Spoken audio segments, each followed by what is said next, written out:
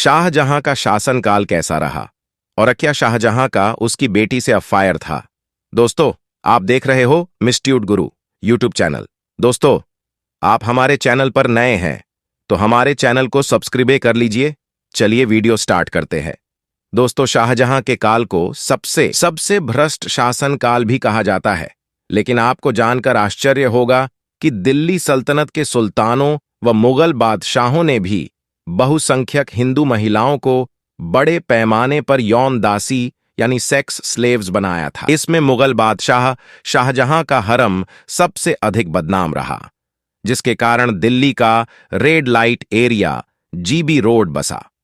शाहजहां के हरम में 8,000 रखैलें थीं, जो उसे उसके अब्बू जहांगीर से विरासत में मिली थीं।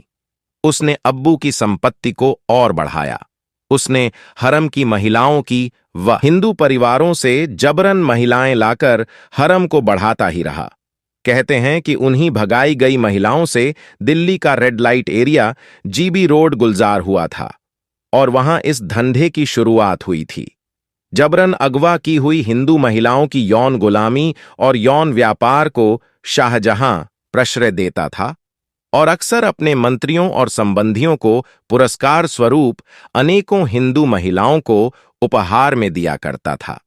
यह शख्स यौनाचार के प्रति इतना आकर्षित और उत्साही था कि हिंदू महिलाओं का मीना बाजार लगाया करता था, यहां तक कि अपने महल में भी। सुप्रसिद्ध यूरोपीय यात्री फ्रांकोइस बर्नियर ने अपनी किताब Travels in the Mughal Empire में इस विषय में टिप्पणी की थी कि महल में बार बार लगने वाले मीना बाजार, जहां अगवा कर लाई हुई सैकड़ों हिंदू महिलाओं का क्रय विक्रय हुआ करता था, राज्य द्वारा बड़ी। दोस्तों, शाहजहां को अपनी बेटी जहांआरा से शारीरिक संबंध होने के कारण औरंगजेब को जब धीरे धीरे बात का पता चला, मुझे बहुत ही गुस्सा आया और वह शाहजहां के ऊपर बहुत क्रोधित हुआ।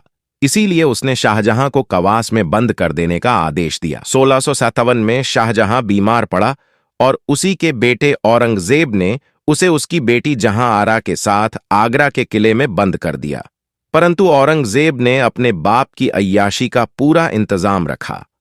अपने बाप की कामुकता को समझते हुए उसे अपने साथ 40 रखैलें, शाही वेश्याएं रखने की इजाजत दे दी और दिल्ली आकर उसने बाप के हजारों रखैलों में से कुछ गिनी चुनी औरतों को अपने हरम में डालकर बाकी सभी को किले से बाहर निकाल दिया।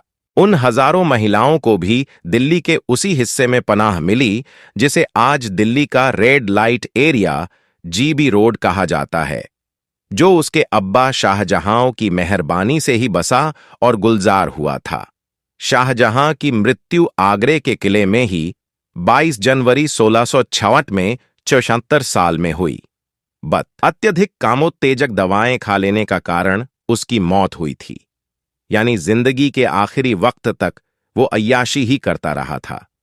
अब आप खुद ही सोचें कि क्यों ऐसे बदचलन और दुष्चरित्र इंसान को प्यार की निशानी बताकर अगर शाहजहां को अपनी बीवी के प्रति थोड़ा भी प्यार होता तो मुमताज के साथ शादी करने के बाद वो इतनी रखैलें ना रखता और ना ही उनकी मौत के बाद उसकी बहन से शादी करता और ना ही पिता बेटी के पवित्र रिश्ते को कलंकित करता।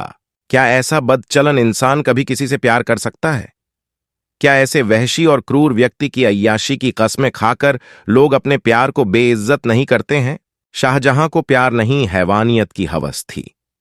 उसने अपने अहंकार और शरीर में जलती हवस की ज्वाला को शांत करने के लिए मुमताज से विवाह किया था, न कि उसकी सुंदरता से, जिसने कभी औरतों की इज्जत ना की हो। इसलिए ताजमहल को मुमताज की याद का मकबरा कहना गलत होगा।